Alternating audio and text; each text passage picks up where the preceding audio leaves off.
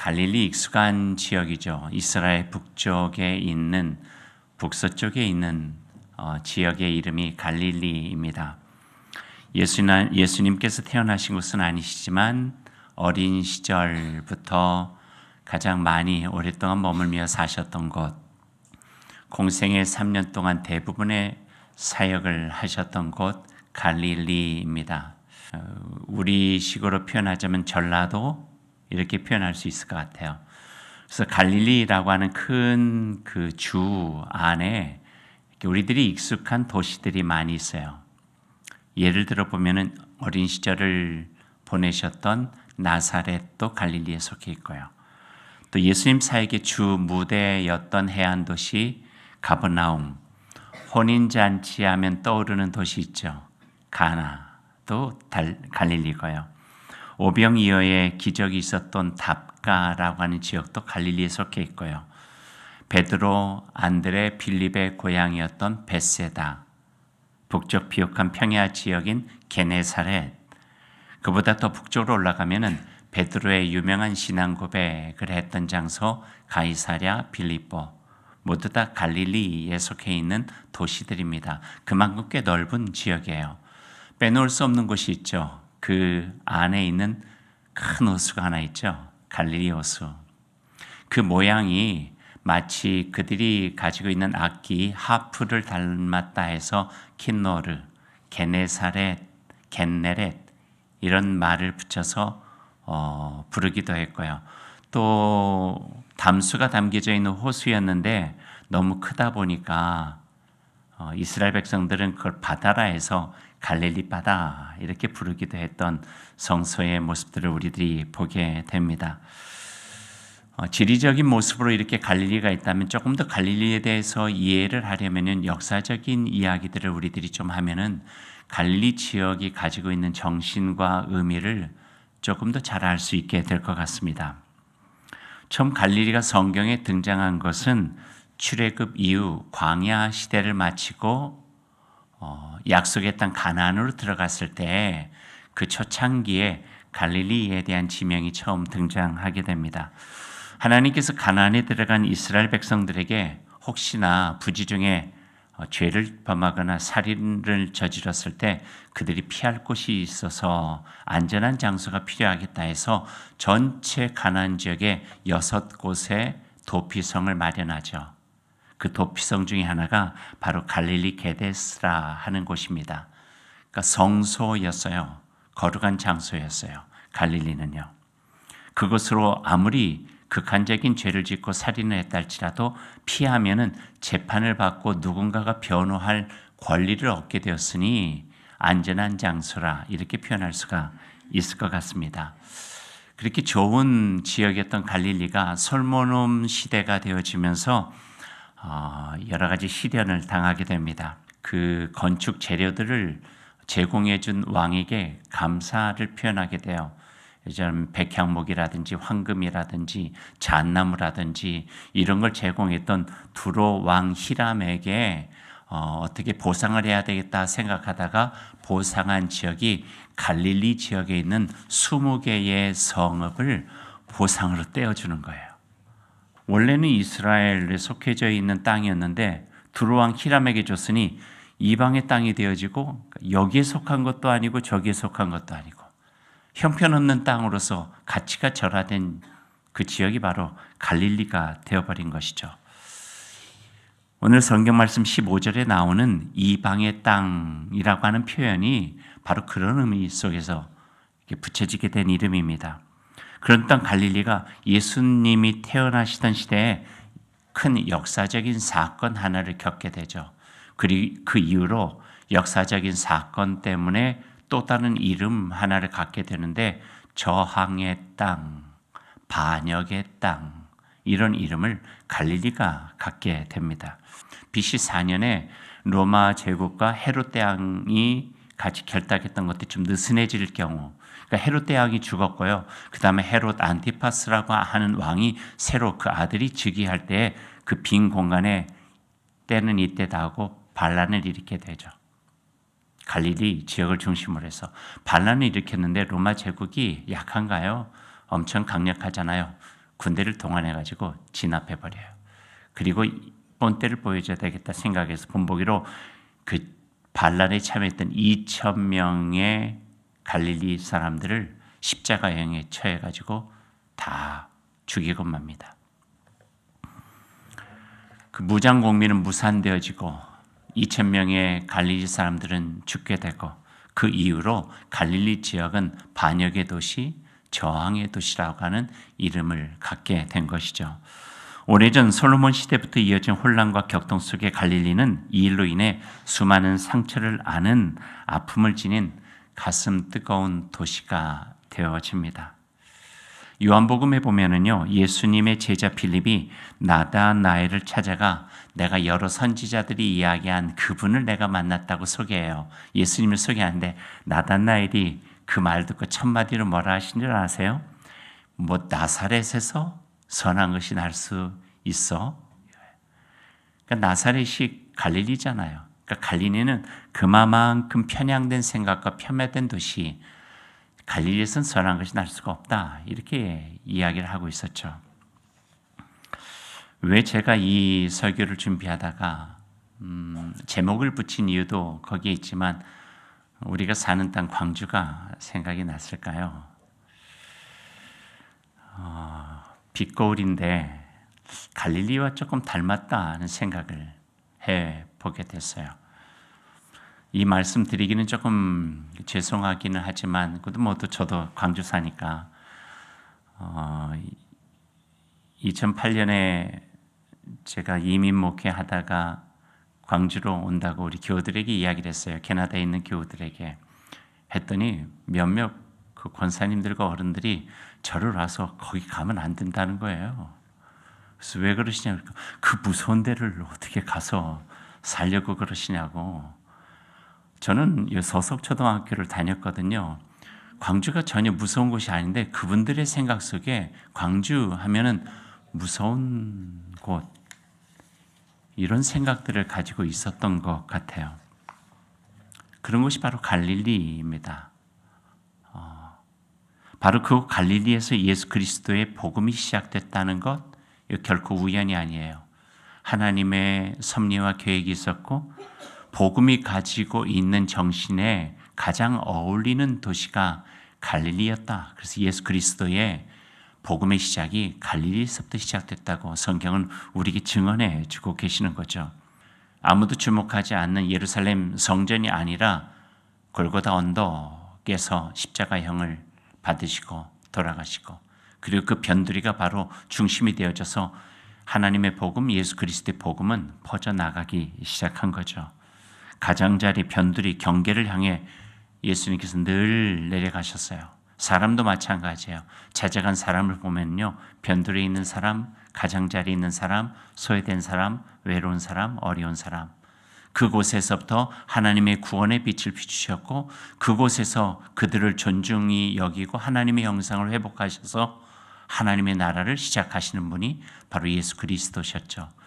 그러니 복음의 시작이 갈릴리가 된 것은, 예루살렘이 아니라 갈릴리가 된 것은 하나님의 철저한 섭리와 계획, 복음이 담고 있는 의미와 정신이 그곳에 있다, 우리가 이야기할 수 있습니다.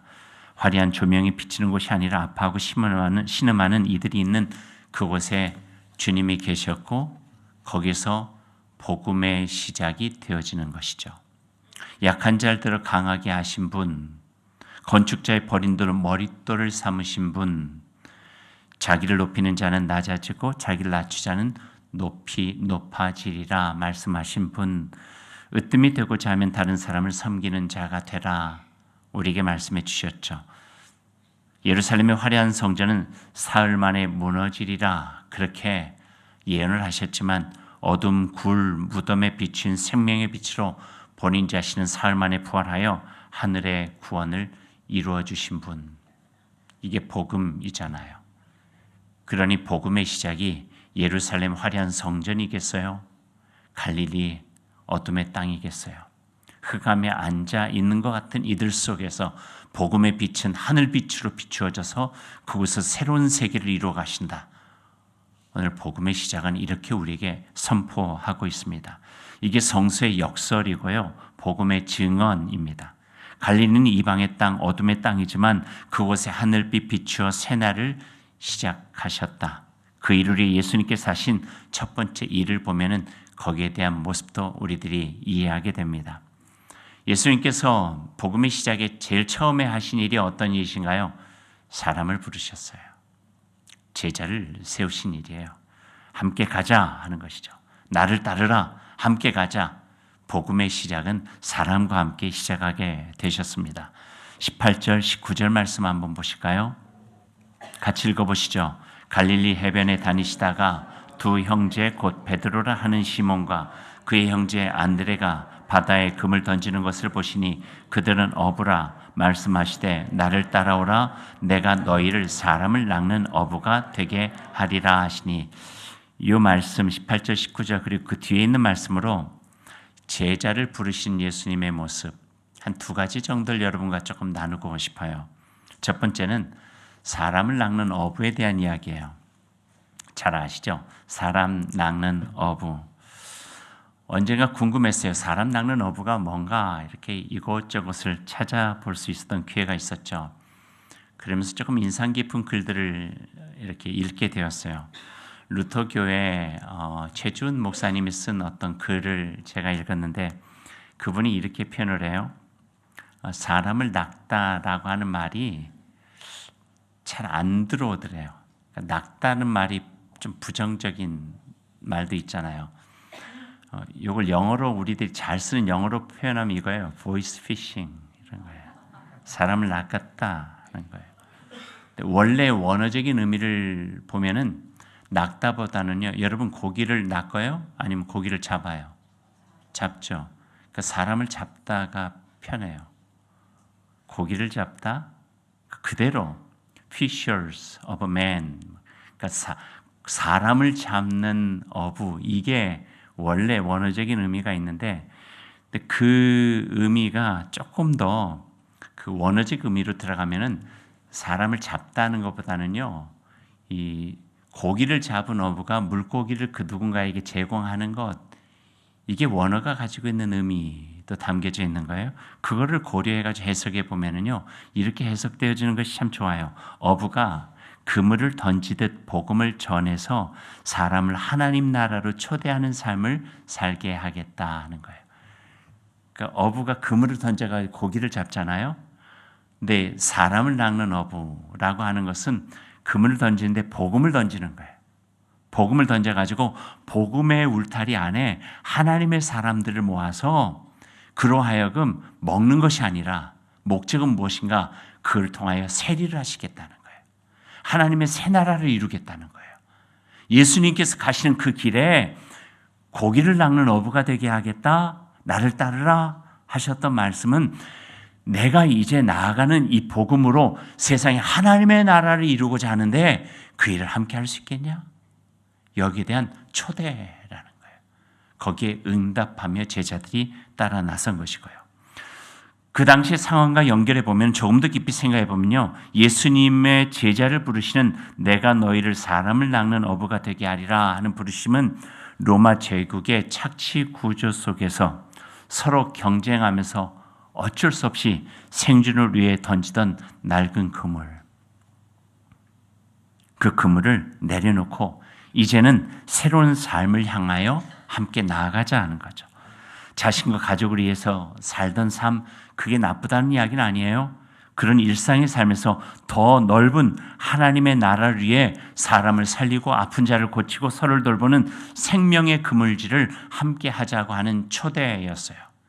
시기적으로도 세례 요한이 잡히고 이제 모든 것들이 좌절되고 절망되는 상황 속에 이제는 우리가 일어나서 하나님의 나라를 향하여서 다시 나아갈 때가 되었다. 함께 나아가자. 이 의미가 사람을 낚는 어부가 되게 하겠다 속에 담겨져 있다는 거죠. 이제 너는 돈과 생계를 위해서만 사는 사람이 아니라 하나님의 생명을 사람들에게 전하는 사람으로 살게 될 것이다. 예수님이 요단강 세례를 통해서 공생애를 시작하신 것처럼 그런 새로운 삶의 계기를 마련해 주는 생명의 나라를 향한 초대, 하나님의 나라를 향한 초대, 주님의 뜻으로 마음을 새기고 다시 시작할 수 있는 새로운 삶을 향하여 함께 하자고 하는 부르심이 제자들에게 들려졌고 제자들은 그에 대한 응답을 가지고 나아가게 된 것입니다. 우리의 삶을 하나님 안에서 믿음을 가지고 살아간다고 하는 것은 세계의 확장력이에요. 내가 보고 내가 살던 세계에서 하나님께서 보시면서 예수 그리스도께서 나아가신 그 세계로 확장된다 하는 거예요. 세례 받으실 때 그런 고백했잖아요. 이젠 내가 나 사는 것 아니고 내 안에 계신 예수 그리스도가 나를 살게 됩니다. 예수님의 눈길로 세상을 바라보고 예수님께서 가신 길들을 관심을 갖고 주님의 제자로서 우리도 어떻게 살아가는 것이 나의 삶을 온전하게 더 가치 있게 하나님께서 원하시는 삶으로 살아갈 수 있을 것인가에 대한 고백이 바로 이 부르심 속에 담겨져 있다 이야기할 수 있는 거죠. 오래전 이야기인데요. 제 친구 하나가 의대를 졸업하고 난 다음에 의사 면허를 딴 다음에 시골에 가서 개업을 한 거예요. 전주에서 있을 때인데 한참 들어가면 칠보라고 하는 아주 시골이 있어요. 거기에 개업을 했어요. 그래서 친구를 만나가지고 제가 물어봤죠. 왜 전주에 다른 데도 많은데 그 칠보에 가서 개원을 했니? 라고 물어봤더니 그 친구 대답이 아주 간단하면서도 제 마음에 확 들어왔어요. 거기에 의사가 별로 없대. 그러면서 저한테 이렇게 물어요. 너는 왜 목사가 됐니? 지금 생각이 안 나요. 부끄러웠던 생각만 나고 뭐라고 대답했는지 아마 주섬주섬 무슨 이야기를 했던 것 같아요. 그러니까 우리의 삶을 신앙이라고 하는 건 확장시키는 일이에요. 더 넓은 하나님의 세계를 향하여 나아갈 수 있도록 더 가치 있는 삶을 살아갈 수 있도록 도와주는 부르심이라는 거예요. 고기만 잡고 의미 있게 살아왔지만 이제 이 때는 우리가 고기만 잡을 때가 아니라 사람과 함께 살아가며 하나님 나라를 세워가야 될 때다. 용기를 주면서 나와 함께 가자 이야기하실 때 제자들은 그를 따르게 된 것이죠. 또 하나의 이야기를 여러분과 나누고 싶어요. 두 번째 이야기는 이거예요. 어느 날 갑자기 우리 일상으로 들어오시는 주님에 대한 이야기예요. 고기 잡고 있었던 베드로 그의 일상이었어요. 안드레도 그의 일상이었고 야고보도 그의 일상이었고 그의 일상 속에 빌립도 그의 일상이었고요. 일상 속에 주님께서 훅 하고 들어가신 거예요. 그러니까 때로는 우리가 예수 그리스도 믿는다고 하는 것이 어떤 기적이나 놀라운 사건을 통해서 우리의 마음을 정하기도 하지만 대부분의 경우는요. 일상의 삶 속에서 예수님이 다가오시고 그에 대한 온전한 반응으로 주님을 따르게 되는 경우들이 훨씬 더 많이 있다 하는 거예요. 근데 그 일상 속에 가지고 있는 마음이 중요한 거예요. 우리가 어떤 욕망에 그냥 꽉 가득 차 있으면요. 우리들의 일상 속에 예수님께서 하신 말씀이 들려지질 않아요. 근데 갈릴리 사람들은 그 마음속에 저항의 마음, 이건 아닌데 이렇게 사는 것이 다가 아닌데 너무 힘든데 어려운데 뭔가 하나님의 뜻 안에서 우리가 해야 될 일이 있는데 그런 갈증과 갈망들이 있을 때 예수님께서 나와 함께 가자. 이게 다가 아니다. 새로운 세계를 향하여 우리가 나아갈 바가 있다. 라고 말씀하실 때 예! 그물을 버려두고 예수를 따르니라. 그러니까 우리들의 일상을 신앙의 삶으로 갖고 가는 것들이 얼마나 소중한가 하는 것들을 또 한 번 우리에게 가르쳐 주고 계시는 거죠. 만약에 여러분의 일상 속에 예수님께서 그런 말씀하신다면 어떻게 대답할 수 있겠어요? 예, 제가 따르겠습니다. 주님께서 말씀하시니 제가 나아가겠습니다. 쉽지 않을 거예요. 마치 그 초청을 기다리고 있었다는 듯이 금을 버려두고 예수님 따라 나설 수 있을까요? 아마 많은 주저함이 있었을 거예요. 하지만 나를 따르라는 이유에 사람을 낚는 어부, 말하자면 인생의 목적을 분명하게 말씀해 주시면서 너를 더 가치 있는 삶으로 나아갈 수 있도록 도와주겠다 하시면은 우리는 쉽게 거절하기 어려울 거예요. 나의 인생 속에 하나님의 뜻 안에서 더 귀한 일을 할 수 있다. 굉장히 생각하고 기도하고 거기에 대한 마음을 가지고 한 걸음 더 나아갈 수 있는 계기도 되어질 거예요. 이것을 우리는 소명이라고 불러요. 부르심이라고 불러요. 우리를 향하신 주님의 부르심이 늘 있다는 거예요. 그 부르심에 합당하게 고백할 때 우리의 삶은 더 확장되어 나의 나라가 아니라 하나님의 나라, 나의 뜻이 아니라 하나님의 뜻을 위해서 살아갈 수 있는 삶으로 나아갈 수 있음을 오늘 이 말씀 우리들을 향하여서 들려주고 계신다고 하는 것이죠. 그리고 우리는 그렇게 지음을 받은 사람이기도 하고요. 하나님께서 아브라함을 부르실 때 뭐라 말씀하셨나요? 나는 너의 고향과 친척과 아버지의 집을 떠나 내가 내게 보여줄 땅으로 가라. 내가 너로 큰 민족을 이루고 내게 복을 주어 내 이름을 창대하기리니 너는 복이 될지라. 소명의 부르심이 있잖아요. 그러니까 너에게 복을 주어 창대하게 할 것이라. 그러기 위해서는 내가 가라 하는 그곳으로 가라. 그러니까 아브라함은 그에 대한 응답으로 가본 적이 없지만 믿음을 가지고 따르게 된 것이죠. 편안한 자리 안주가 아니라 내가 있어야 될 정주의 자리로 아브라함이 나아갔을 때 그 다음에 겪지 않아야 될 고초들이 많이 있었지만 그를 통하여 하나님께서는 믿음의 아버지로 세워주시고 하나님의 나라를 건설해가는 처음의 사명자로 세워주시는 모습을 우리가 보게 되거든요. 모세를 부르실 때도 그러했어요. 사사를 부르실 때도 그러했고 이사야, 아모스, 예레미야, 미가 같은 선지자를 부르실 때도 그러했어요. 우리를 향하신 하나님의 마음도 동일하다 하는 말씀입니다. 이제 말씀을 맺죠. 저는 이 말씀을 광주에서 살아가는 우리에게 하나님이 어떤 메시지를 주실까 하는 그 기대감을 가지고 여러분과 함께 나눴습니다. 신학교에 입학했는데요. 1학년 들어가자마자 고향 선배 한 분이 호남 출신 신학생 모임이 있다고 거기에 오라는 거예요. 신학교도 그런 게 있어요. 호남 향후에 비슷한 그 호남 출신 신학교 모임, 신학생들의 모임에서 갔어요. 갔더니 이름이 있더라고. 이름이 뭐였겠어요?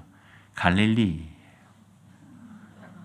그래서 왜 갈릴리냐 그랬더니 이 전라도 호남이 갈릴리하고 닮았대요. 그래서 선배들이 우리 모임의 이름을 갈릴리라 불렀다는 거예요.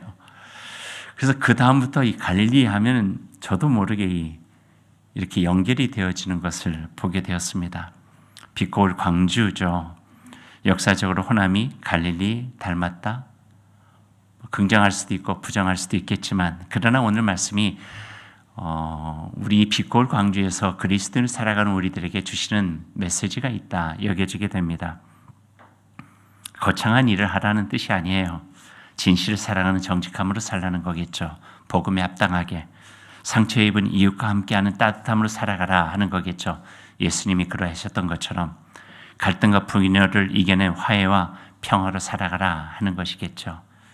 그런 담담한 복음의 메시지가 우리에게 들어올 때 갈릴리에서 시작된 복음이 빛고울에서 또 다른 복음으로 확장되어져서 복음의 빛이 갈릴리에 비쳤듯이 복음의 빛을 가슴에 담고 빛고울 광주에서 그리스도인으로 더욱더 온전하게 살아갈 수 있는 은혜를 누릴 수 있겠다는 마음을 가져봅니다. 그런 마음을 가지고 열심히 갈릴리 광주에서 살아보십시다.